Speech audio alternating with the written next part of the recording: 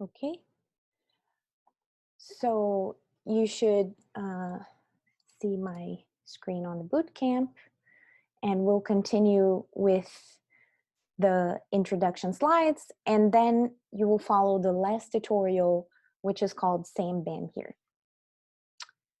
So let's get started. All right.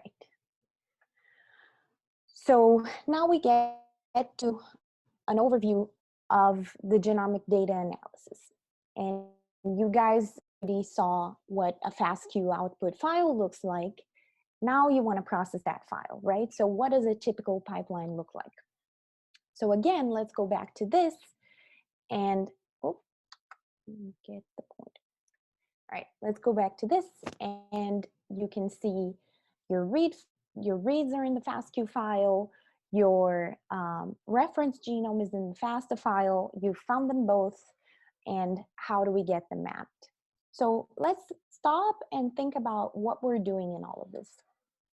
So first of all, our goal is to quantify the nucleic acid species in a given sample that came from those cells that you made libraries from. And you collected these nucleic acids, but they're all mixed up. And you also, during library construction, sheared it into roughly equal large fragments. But they're, again, all mixed up. And then in the library construction, you also added adapters so that we could read these pieces in the sequencing machine. And lastly, we only sequence a small fraction. So for example, 30 to 70 bases. It can vary a lot in Illumina. It can go higher.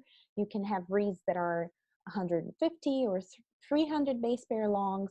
But more commonly, you're going to see shorter reads, close to 50 bases. And your fragment from the library actually had a longer length. So the fragment length was usually around 300 or 400 base pairs, and you're only reading the 50 bases that are on the edge of this fragment. So our objective is to take this sequence of 50 bases that we read from each piece, and we want to determine what nucleic acids were that we sequenced were there to begin with. So what was there in the original sample? So where did it come from on the genome? And what proportion were they in? So did you get more sequence fragments that came from the locus on gene A compared to the locus on gene B, which in the end would correspond to a higher expression of gene A compared to gene B? So our strategy is we want to try to find the place where each of these 50 base reads originated by finding the best place where it matches the genome. And in theory, you can think this is straightforward. If you take a book that is 1,000 pages long, you can look for a particular word and just read through the whole book until you find it. But what are the problems with this? The problems is, just like this big book, the genome is very large, and you don't just have one word or read that you're looking for, you have millions of them. So in a typical sequencing run, if you have an RNA-seq sample, for one sample, you will generate close to 15 million reads or more. So if you think of the time that it would take for a search to happen for each of those in this not very practical way of going through the whole book and trying to find the best place, it'll be very computationally exhaustive. So we need to find tricks to get over that. And the other difficulty is that the genome is complicated. So it's not like we have a unique location for each read.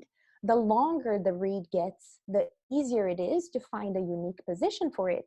But the genome has a lot of repetitive sequence. So these reads, there's only 4 bases, right? Repeating all the time. So there's multiple sections of the reads that will map to more than one location. So what does a typical RNA-seq pipeline looks like? And this is already focused on RNA-seq, although parts of it will be applicable to other kinds of sequencing as well. So first of all, now you know the FASTQ files, and you can upload them, for example, to the Dolphin platform. In the Dolphin platform, you can make a report of the quality metrics. So you can tell what is the average quality score for your reads. You can see if you have adapter contamination. So if you have artificial pieces in the reads that are not actually genomic sequence and should be removed when you proceed with the alignment. And you can also tell if you have a particularly low quality score on a given stretch, for example, the end of the reads, and you can decide if you want to do some trimming to cut down on that low quality section and get better alignment for the rest of the read than you would with the whole read containing that low quality piece. Once you've done that, you can use these FASTQ files to align first to ribosomal RNA genes. So this is a very particular step to RNA-seq, and the reason we do it is because, as you all know, the majority of the RNA content in a cell comes from ribosomal RNA. So even though in the library preparation, we have methods to get around that and eliminate the non-poly A RNA, it is still a big amount of contamination in the end from ribosomal genes in your final sequencing library.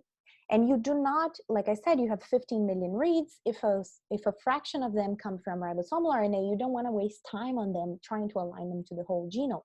So what we do first is we try to align these reads to ribosomal RNA genes only, which is a small portion of the genome, and we can do it relatively fast.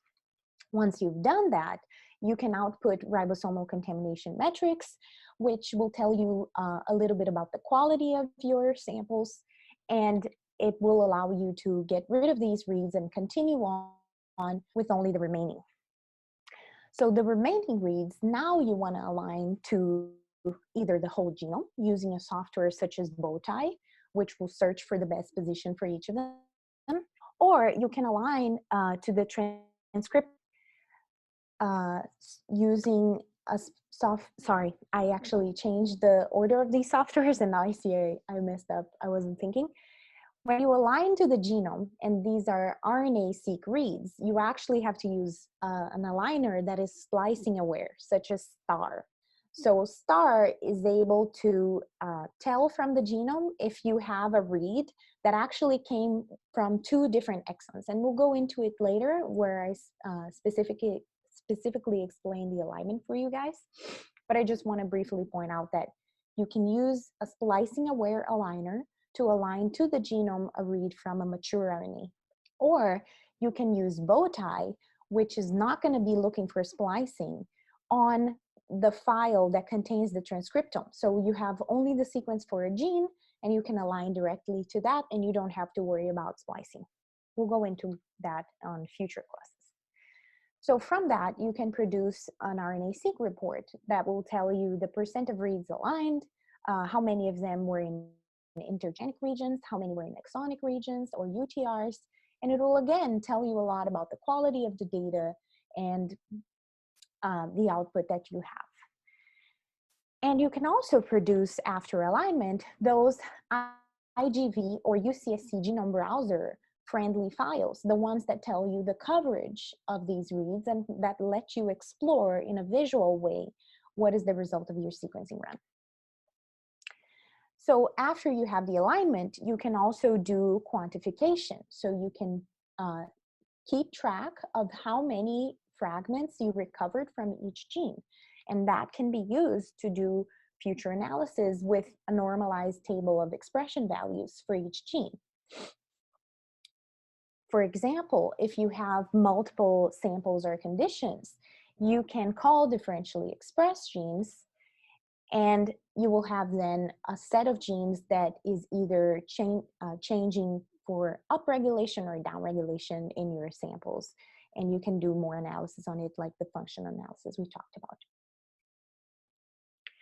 And now I'll just focus on the output that comes from the alignment step. So You've learned about FASTQ files, which are your input files for the sequencing that come out of the sequencing run. And you've learned about the FASTA files, which contain the genomic location that you want to align to. After you've done that alignment, you get a different kind of file. So now you are going to get a file that is in the format that we call SAM or BAM. So SAM is short for sequence alignment file, sequence alignment map, sorry.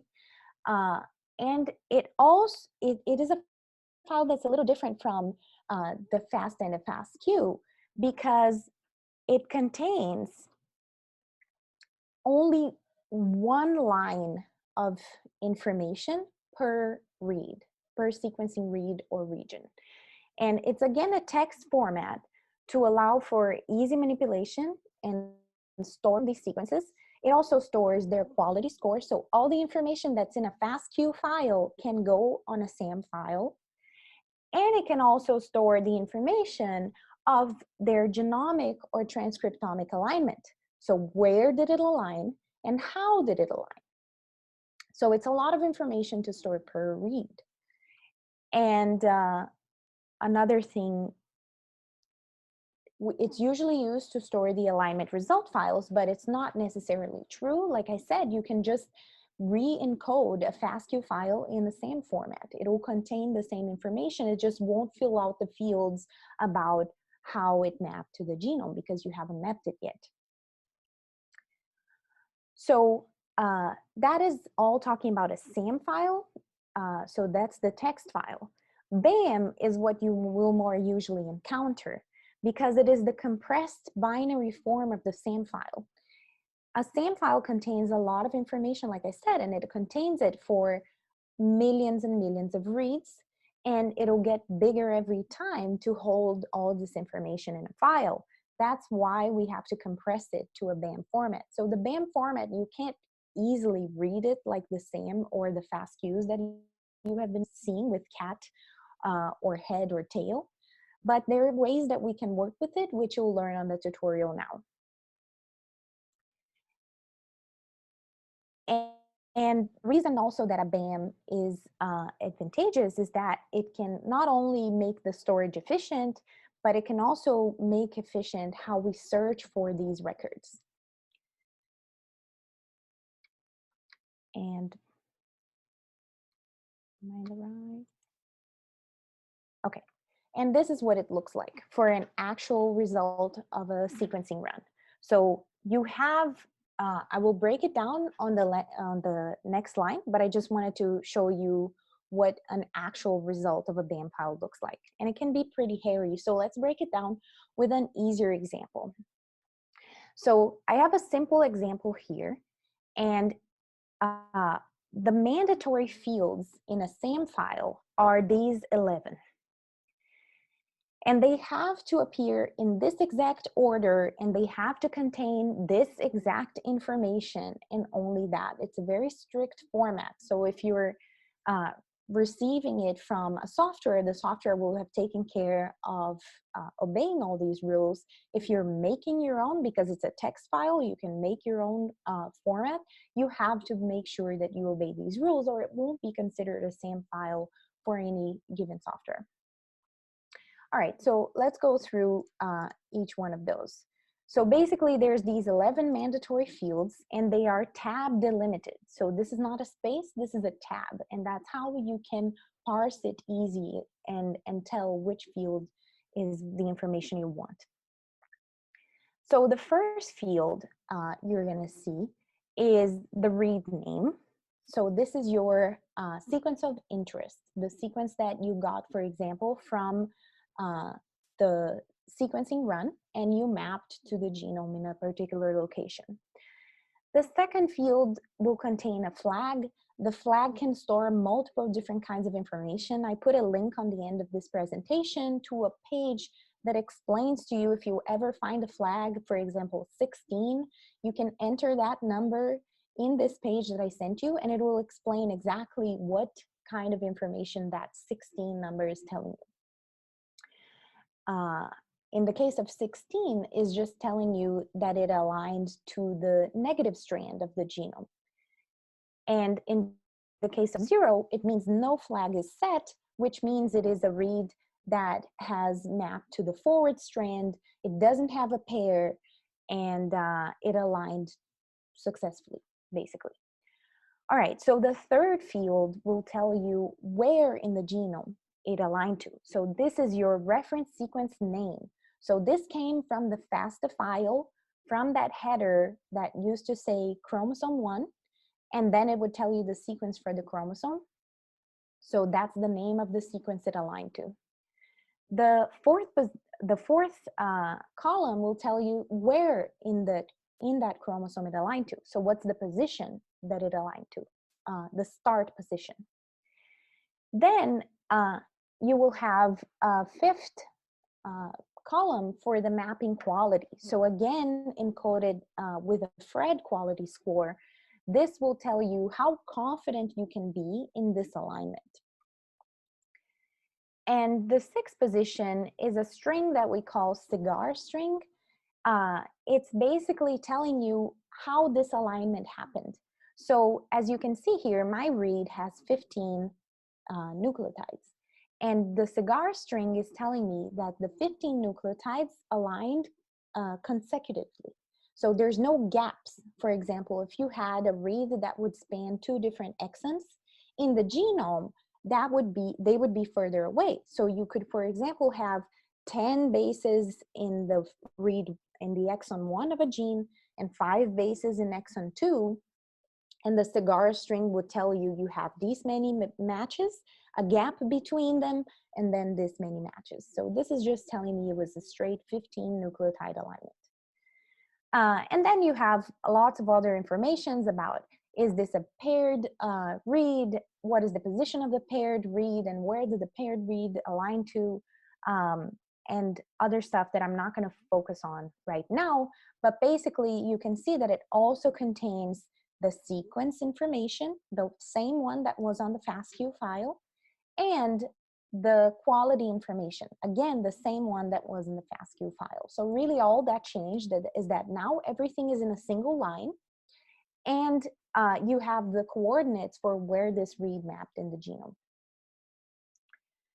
Okay, and the last thing is that these SAM files can also have headers. So you'll go into it when you go through the tutorial, but basically when you look at a SAM file, it won't contain only the records of the reads.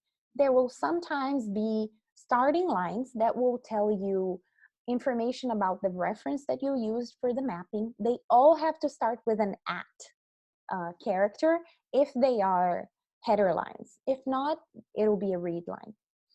And it also tells you on the header what was the command that was used to create the file. You'll go through it on the tutorial and you'll become familiar with it.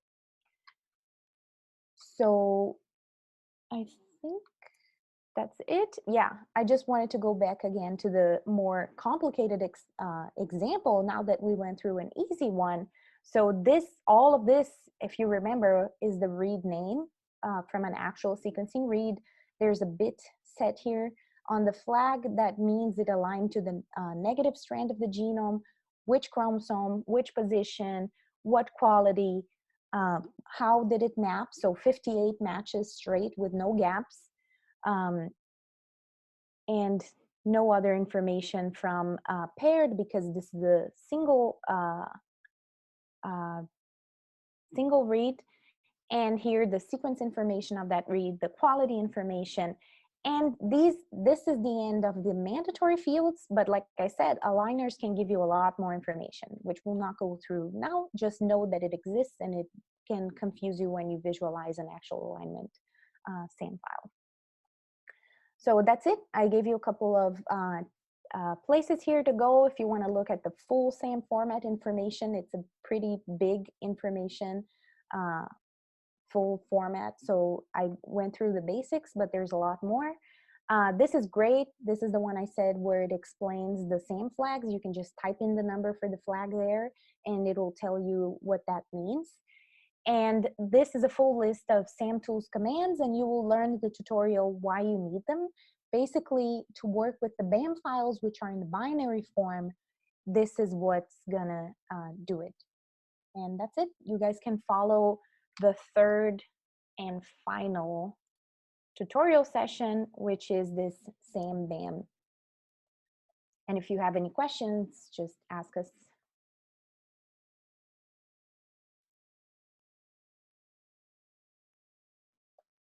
Okay, great. So let's give 10 more minutes. Let's come back here like 11:50. And I'll just tell you a couple of more stuff before we close today. And then you can continue doing all the other exercises yourself. But like, let's close it 11:50. Thanks, Elisa.